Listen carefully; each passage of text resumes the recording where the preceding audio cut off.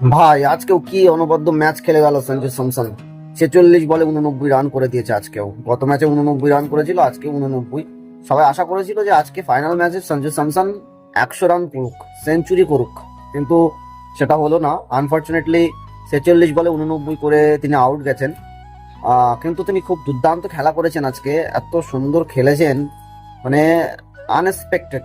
এরকম কেউ মানে ভাবেওনি যে এরকম ফাইনাল ম্যাচেও এরকম ঝড় তুলে দেবে। পর পর 6 মেরেছে ভাই, 13 ওভার 3 বলের পর 3টে পর পর 6।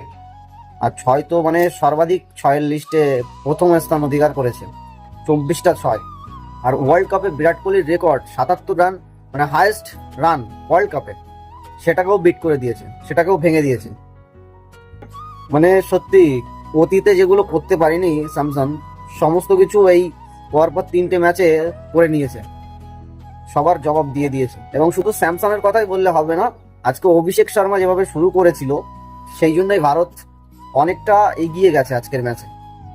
অভিষেক শর্মা 18 বলে তার অর্ধশত রান পুরো করে নেয়, 50 রান করে ফেলেছিল 18 বলেই, এবং তিনি 21 বল খেলে 52 রান করে তিনি আউট হয়ে যান। এবং ঈশান কিষানের কথা না বললেও হবে না, ঈশান কিষানও কিন্তু 25 বলে 54 রান করেছেন, মানে তিনজনাই তাদের অর্ধশত রান করেছে তো করেছেই, এবং ভারতকে অনেকটা এগিয়ে দিয়ে গেছে, অনেকটা এগিয়ে দিয়ে গেছে। দেখা যাক আজকে কত রান হয়, 250 পার হয়ে যাবে এরকম একটা ধারণা আছে।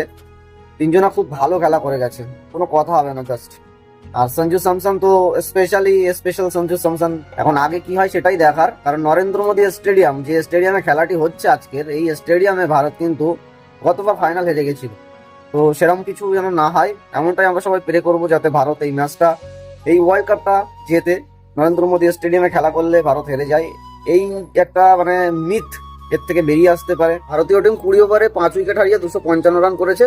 256 রানের টার্গেট দিয়েছে নিউজিল্যান্ডকে, কিন্তু নিউজিল্যান্ডও কম যায় না, নিউজিল্যান্ডও কিন্তু খুব ভালো টিম, তারাও কিন্তু খুব ভালো খেলা করে। দেখতে হবে এখন আগে কি হয়। সো খেলা দেখতে থাকুন, এবং কি হয় সেটা পরের ভিডিওতে আমি অবশ্যই বলে দেবো।